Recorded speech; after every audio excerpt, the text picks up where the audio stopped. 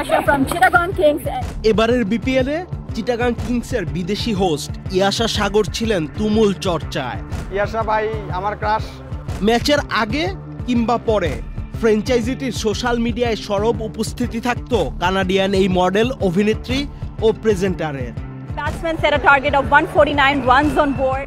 আকর্ষণীয় লুক এবং মায়াবী চাহনিতে অল্প দিনেই বিপিএলে বেশ পরিচিত মুখ হয়ে উঠেছিলেন ইয়াশা সাগর। How often do you take shower? Every day. Every day?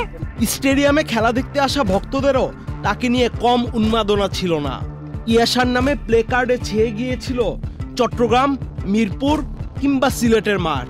তবে গেল কয়েকদিন ধরেই এই উপস্থাপিকাকে স্টেডিয়াম কিংবা সোশ্যাল মিডিয়া কোথাও দেখা যায়নি।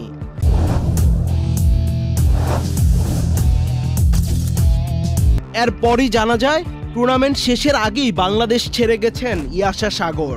পরে এ বিষয়ে বিস্তারিত জানা যায় পারিশ্রমিক নিয়ে ফ্র্যাঞ্চাইজি কর্তৃপক্ষের সঙ্গে কিছুটা ঝামেলা চলছিল ইয়াশা সাগরের। উকিল নোটিশও দিয়েছিল চট্টগ্রাম মালিকপক্ষ। এরপরই তিনি চলে যান।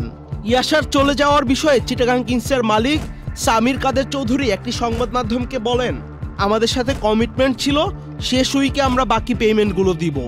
এখানে পেমেন্টের কোনো বিষয় না, কাজ রিজেক্ট করে আমার স্পন্সরদের। ফটোশুট বা অন্য যা আছে তার ম্যানেজার ফোন করে অতিরিক্ত টাকা ডিমান্ড করে। আমি তো কন্ট্রাক্ট সাইন করেছি, যখন সে কাজ করছে না তখন আমি তাকে লিগ্যাল নোটিশ পাঠিয়েছি। পরে সে চলে গেছে। কন্ট্রাক্টে লেখা শেষ সপ্তাহে টাকা দেওয়ার কথা, তাহলে সে চলে গেল কেন? প্রসঙ্গত, ভারতীয় বংশোদ্ভূত ইয়াশা অভিনয় আর মডেলিংয়ের পাশাপাশি একজন ফিটনেস ইনফ্লুয়েন্সার ও ক্রিকেট প্রেজেন্টার হিসেবেও কাজ করে থাকেন। এবারই প্রথমবারের মতো বাংলাদেশ প্রিমিয়ার লিগে চিটাগাং কিংসের হোস্ট হিসেবে কাজ করতে এসেছিলেন তিনি। আহমেদ শাফি, চ্যানেল আই।